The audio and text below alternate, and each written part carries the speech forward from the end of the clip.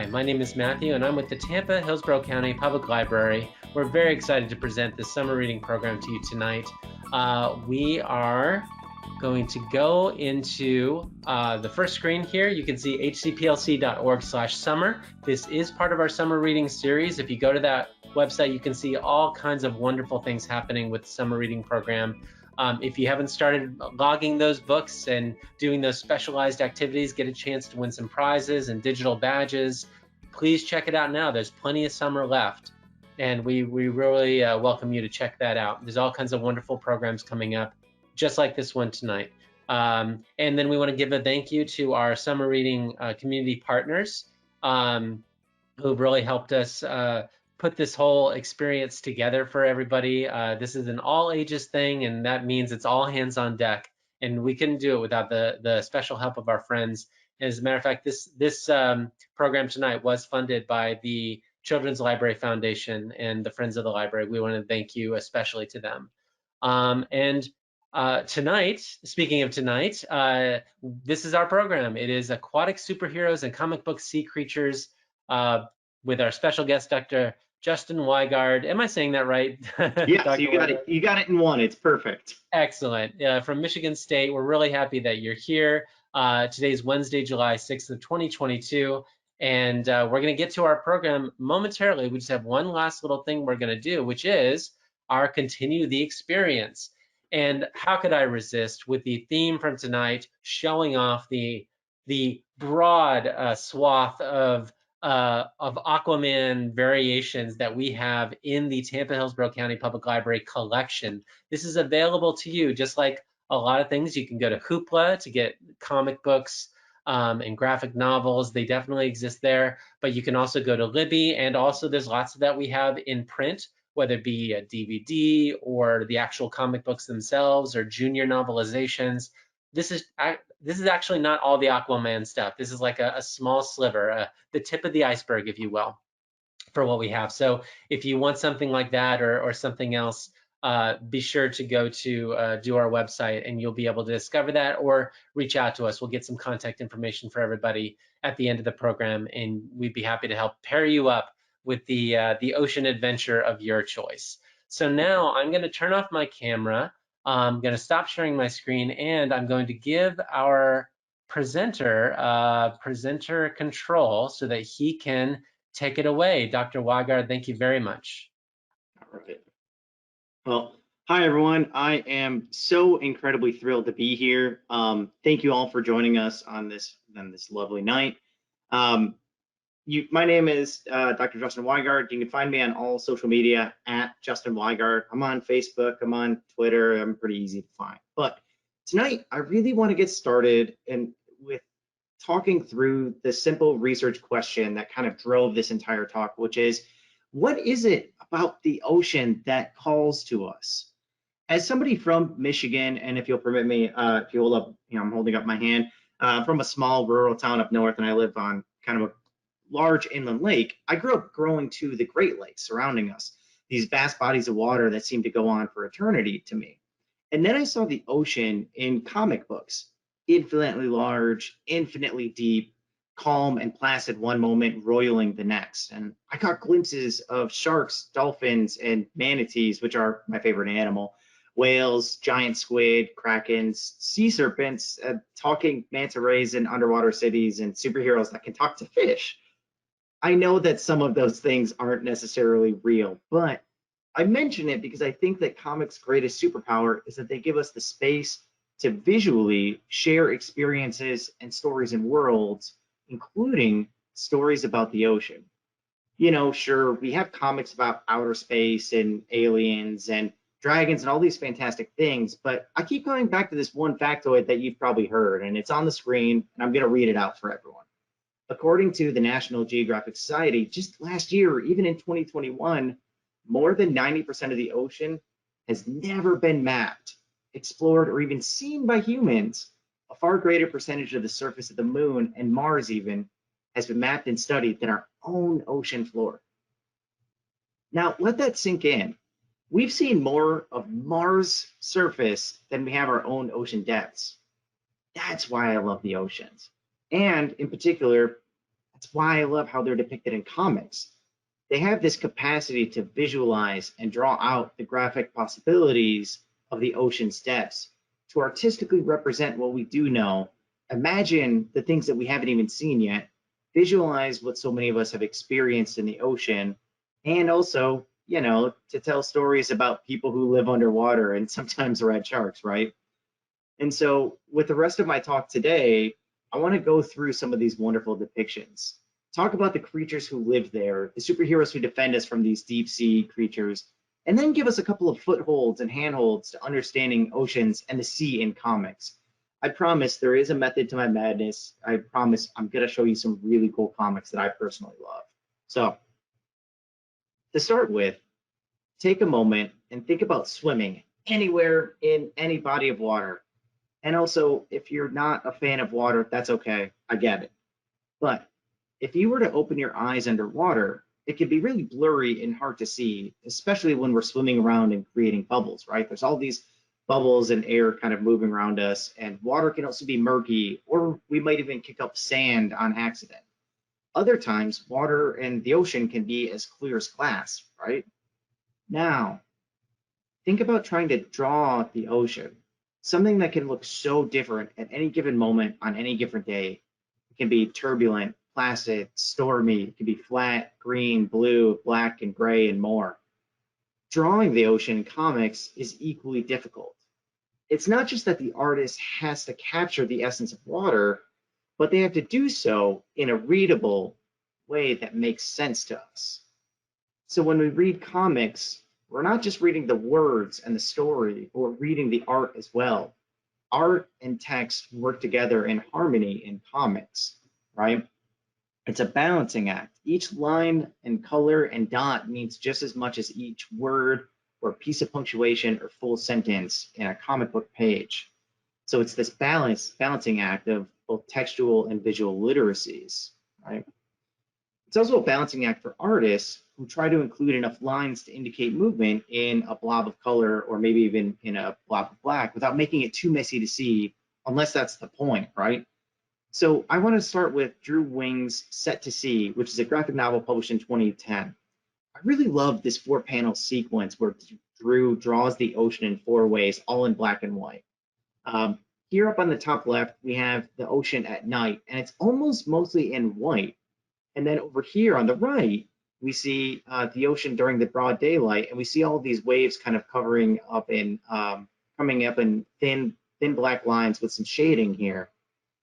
And then on the bottom here, we have another nighttime and another daytime piece. But again, they're drawn totally differently, where this nighttime ocean over here is almost entirely white, as if we're just getting complete reflection from the moon, and a little bit of darkness over here. And then contrasting over here again, we see really clearly that this is a reflection of the city above on the land, right? And all of this is, our mind is putting all this together, but it's also all the ocean, all drawn in black and white. I want to kind of focus on another example, right, which is Don Heck and Joe Gale's line work for Adventure Comics 465, where some deep sea divers are encountering the superhero, the Flash. What I really like about this is that these lines here don't show waves at all.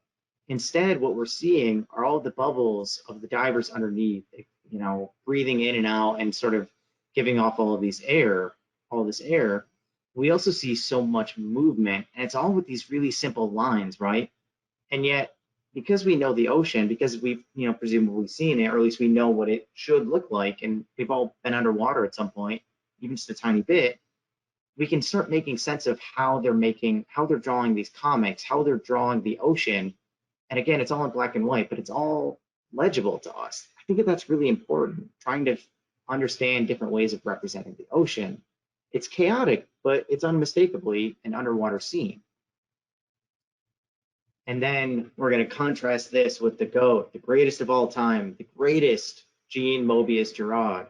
This is a page from his art folio, Voyage to Hermes, and apologies to Mobius for butchering that pronunciation. My French is non-existent. But we see here just one colossal burst of water, but it's not in destruction and it's not chaotic.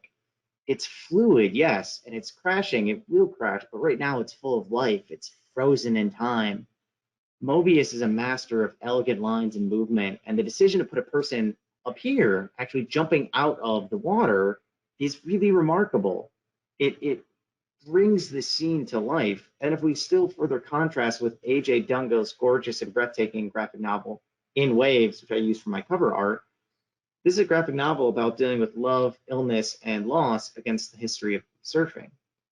I love this panel, this page, because we see all of these currents in this really beautiful, wonderful way that actually gives so much life to the water. And yet we're seeing really simple waves, right?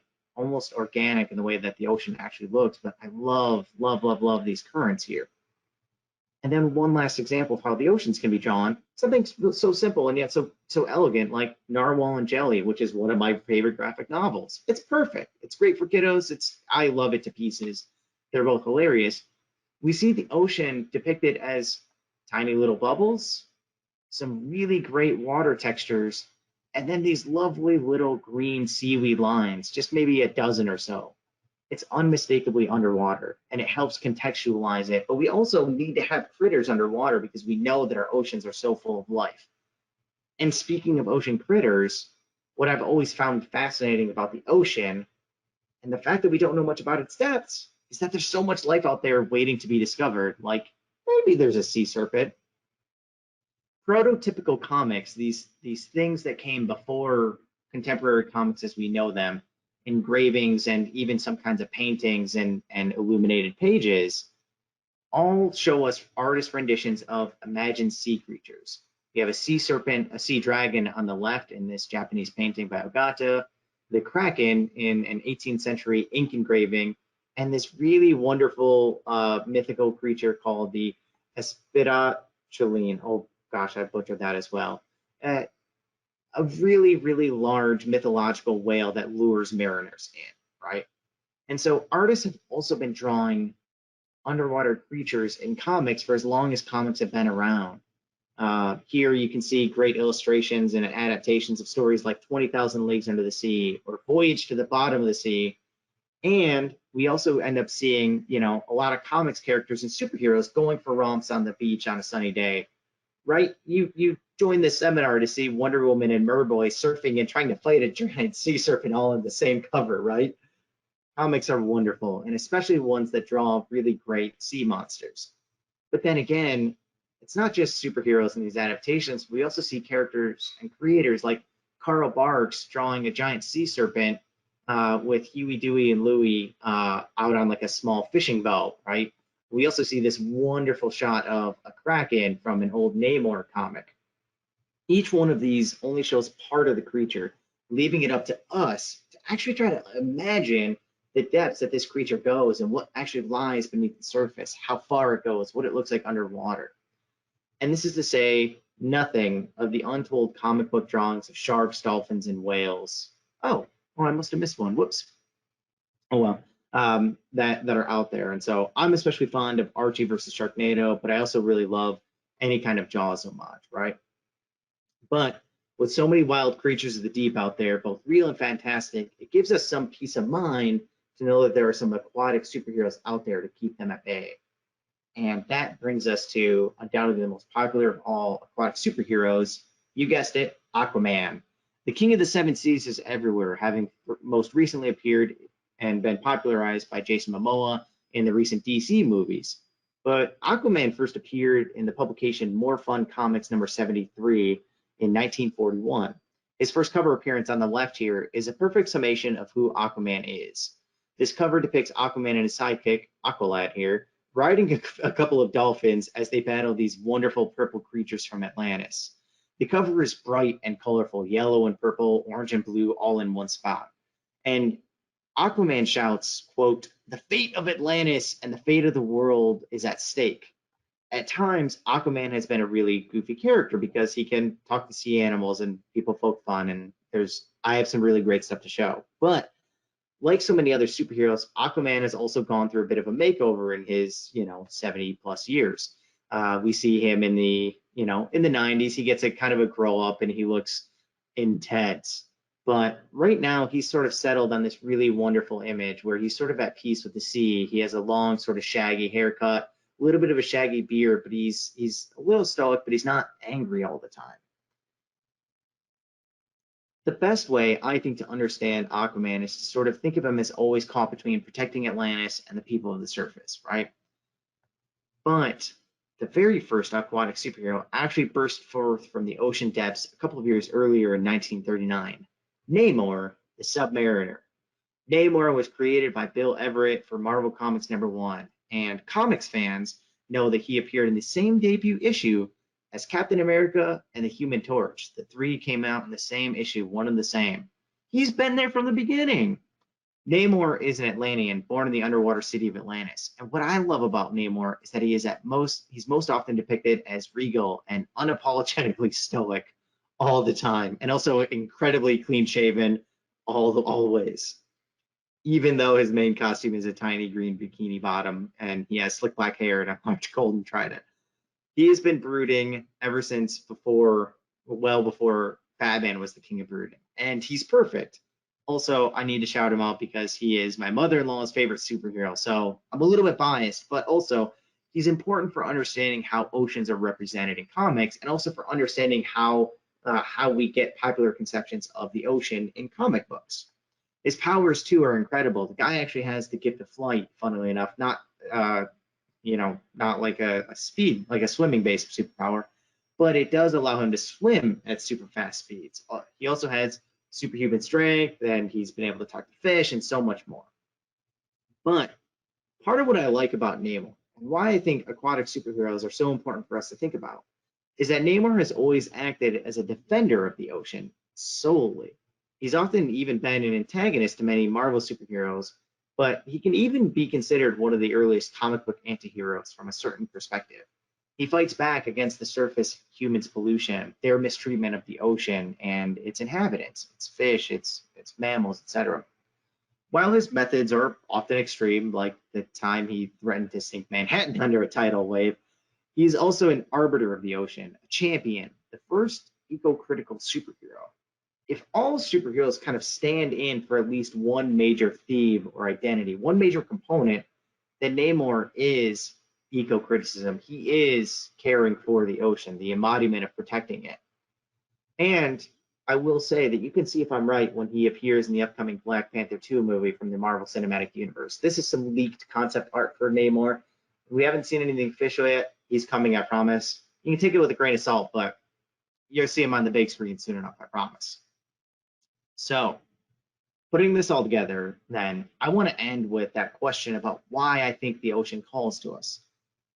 I think it needs our help just a little bit. You see, comics are a really important vessel for eco-criticism, which is the study and critical observation of the ways that we represent, interact with, and construct the environment, in this case, the ocean.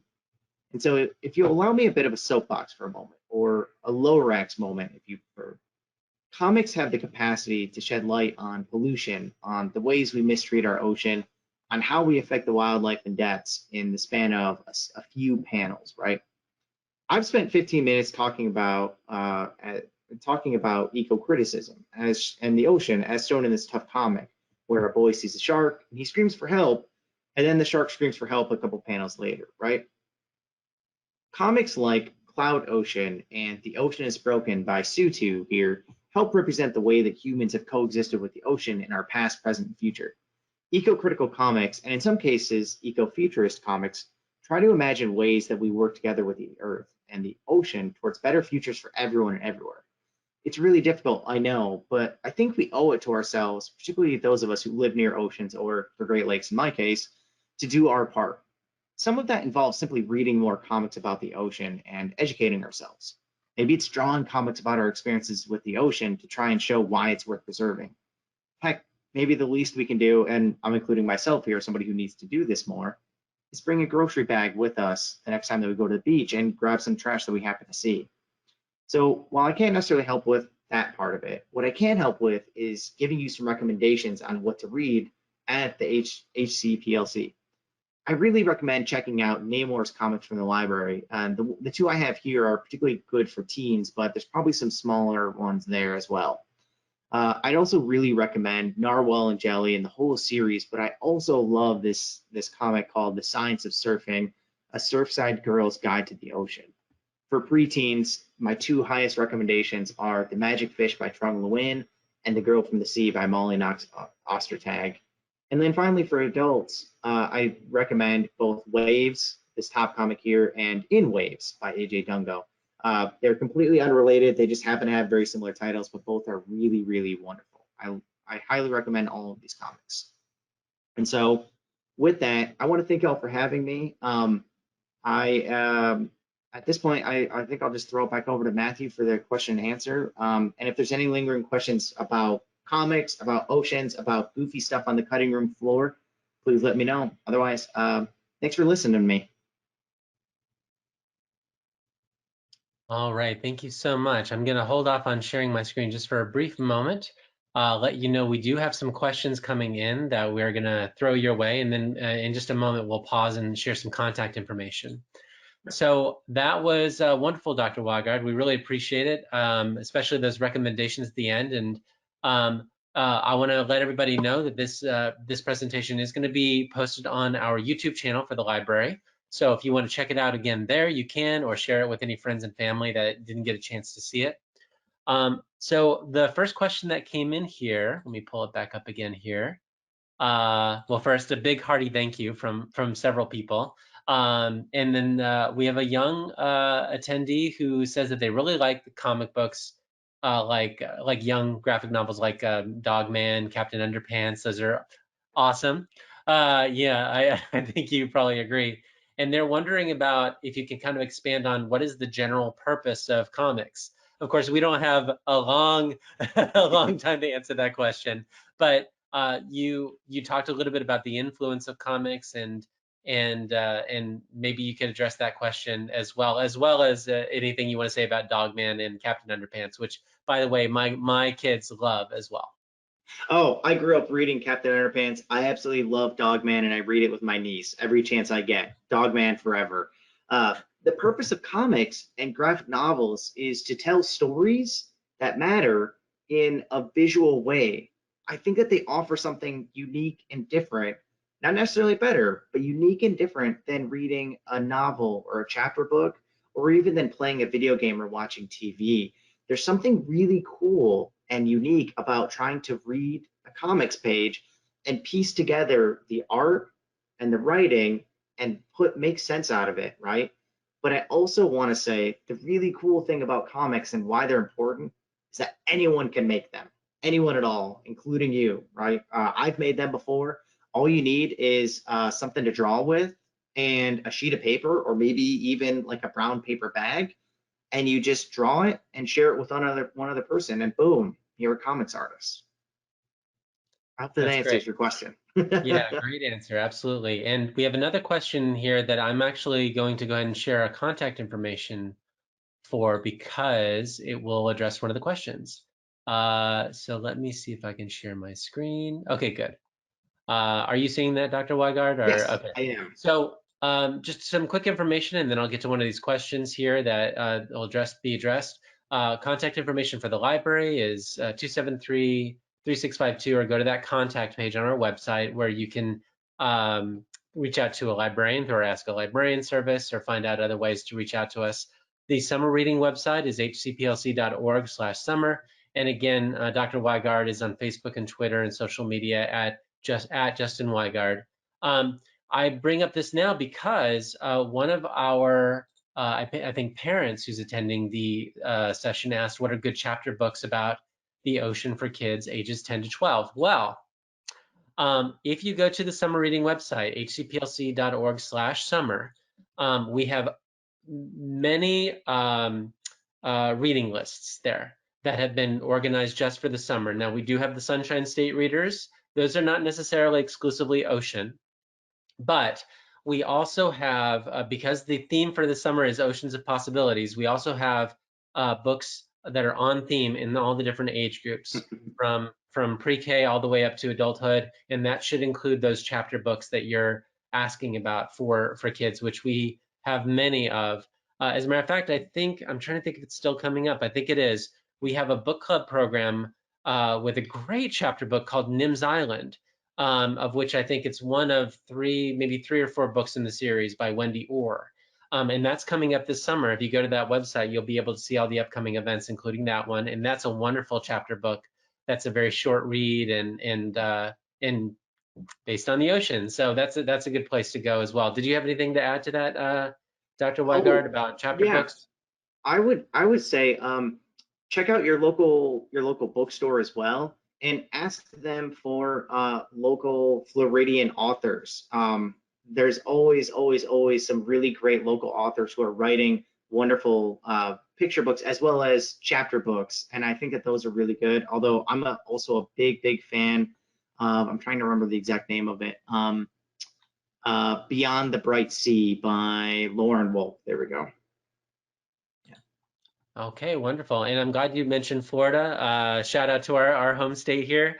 And actually, that's a good thing to kind of recall, because you were talking about the idea of comic book influence and what they can inspire us to do in terms of taking care of what's around us. Of course, we get back what we give. And so you'll oftentimes see volunteers, if it's something that you want to imagine, like, what could I possibly do? You'll see volunteers on the Florida coast for people who want to protect sea turtles, for example. They'll go out and they'll see where there are nesting spots, and they'll mark those off so that anybody who happens to be walking along the coastline or the beach can kind of avoid those spots and make sure that the turtles have safe passage. And there's lots of things like that that are already going on that you can, be the next generation and participate in. Yeah, And we have another big thank you for your presentation. Oh boy, get ready for this question. sure. What is your favorite comic book title and edition? Easy. I have an easy answer for this. My favorite comic of all time is Calvin and Hobbes. You can pick any strip of Calvin and Hobbes by Bill Watterson. It is my favorite it is my favorite comic. It's my favorite comic strip. It is perfect. There is all you have to do is go to your library and grab any book by Bill Watterson on Calvin and Hobbes, and it's absolutely genius. Well, I'm not looking, that's wonderful recommendation. I'm not looking at our catalog at the moment, but there may even be like a treasury or two that have multiple, books or issues consolidated into one book, or maybe on Hoopla, that would be a good place to check that out as well. So the clock is ticking. We're going to go just a little bit long here, just for a couple extra minutes to kind of Sure. squeeze in a few of these questions, and then we can wrap it up. One is about, you mentioned earlier about the cutting room floor. And was there anything that you came across when you were preparing for today that really struck you as like odd or silly or interesting or bizarre that you did not include in your presentation? I really did. So another thing that I really like, I will say, I have a quick answer, which is old superhero comics are wonderful because they're goofy, because they could just do whatever they wanted, right? They could just be comics. And so I found a really great comic of Aquaman saving a birthday party by teaching his pet octopus Topo how to play 5 separate instruments all at the same time. That's in a comic book. That's you have to pay, like thousands of dollars to see that, and in a comic book that cost you 35 cents back in the day. Easy. That's great. Somebody's asking about, you mentioned at the top of the program, manatees are your favorite animal, and they're wondering why that is. Because I can't imagine a happier existence than floating through the ocean, sunning yourself, and eating and sleeping. That's their entire life. That's it. It's perfect.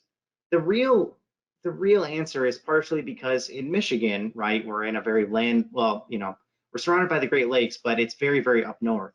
Back in the second grade, my teacher, Mrs. Krause, shout out to Mrs. Krause, gave me a book at some point on manatees, and I fell in love with them. And we ended up, I kind of kept bugging all of my classmates about it, and we actually ended up like doing a little fundraiser and ended up adopting a manatee down in Florida, and trying to do some conservation efforts. So again, kind of going back to my little soapbox spiel, you all can make a difference, and it's kind of exciting that we can do that. you can also do that with comics, right? Make comics about the things that matter to you and then share them with other people.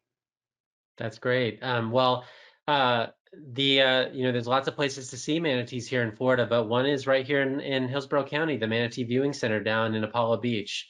Yeah. If anybody wants to check that out, they can. We got another big thank you coming in, so I think it's too bad we didn't have longer for the session today, but hopefully this inspires everybody to learn a little bit more.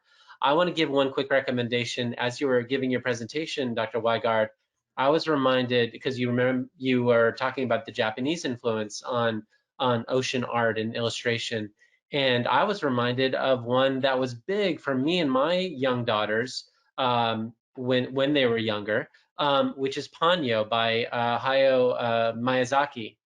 Yes. And his films are wonderful. Kiki's Delivery Service and Secret World of Arrietty, and there's so many wonderful ones. But Ponyo is really special. It's very ocean geared, and if you Yes. search for it, Ponyo, in the Hillsborough County catalog, I'm not sure if we have the graphic novel, but I know we have the DVDs, so you can check out the movie. And I'm almost sure we have the book. There oftentimes a movie will come out and there's art from the movie, and so Yeah. you can actually see the illustrations that were used to tell the story of Ponyo. And so you can check out that book. I believe it's still available through the library. But Yeah. that's a really wonderful one. And Ponyo is actually my favorite Miyazaki movie, like far and away. I love it so much. And also, it's kind of fun because it's a new spin on the Little Mermaid tale, right? It kind of inverts it a little bit. One of the comics that I had up on my slide, and I'll put it in the chat if I'm able to really quickly. Might not be able to. I'm not sure. Is this graphic novel called Tide Song? Tidesong by Wendy Xu XU. If I can't put it in the chat, you can always yeah, I'll type it in here. But anyways, Actually, we have it, so I'll post the link to it in our catalog. it's very much in that same vein. If you like Ponyo, you'll love that comic. All right, this I think is going out to everybody. There's a link there that you can link to Tide Song. Yes, And it's great. And we just Also, have the one cover is last gorgeous.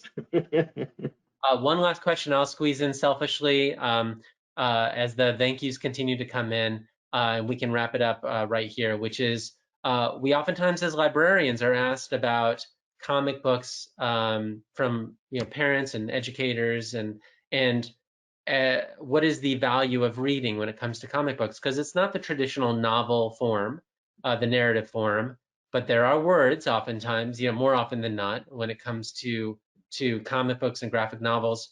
And you being, somebody who is specialized in studying comic books, what is your perspective on the value of reading as related to comic books for all the parents and teachers out there? Absolutely. I have three quick answers. The first is that comics on, like a one-to-one sort of a scale, comics often have a higher like sort of lexicon grade than a lot of like comparable chapter books at the same grade because they just are able to fit some higher quality words into there. The second is that reading comics exposes you to textual and visual literacies. You learn to read images and you learn to read text and you learn to read them together in a way that is harmonious and totally unique to any other form of media and medium. And then the third is that they are infinitely rich.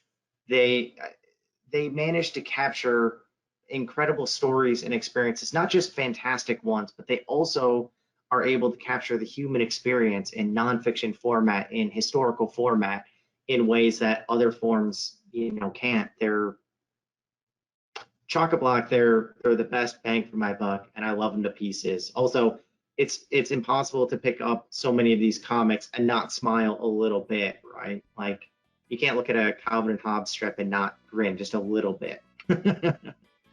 Absolutely. Well, I think that's a great note to go out on. Dr. Wigard, thank you so much for your time and your expertise this evening. We've enjoyed exploring the oceans of possibilities within the world of comic books and graphic novels. And we thank you so much, everybody. And keep reading, keep logging those books in the Summer Reading Challenge. and we look forward to seeing you all again soon. Thank you. Thank you, everyone. Have a good night. Good night.